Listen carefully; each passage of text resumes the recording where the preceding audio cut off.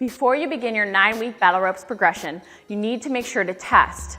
By testing, you see how far you progress every 3 weeks, even throughout the 9-week progression and at the end of the progression. Beginners may not be able to do a 5 or 10 or even 20-minute test.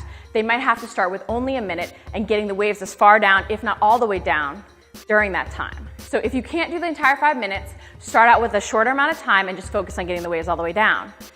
If you do want to do 5 minutes, even if you can't get the waves all the way down, just make note of where they're going to.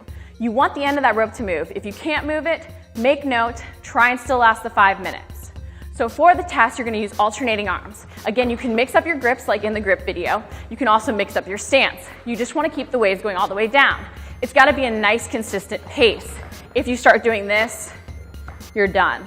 That's not alternating arms, it's one arm at a time. So make sure it's a nice, consistent pace. At the beginning, too, you might need to start with 5 minutes.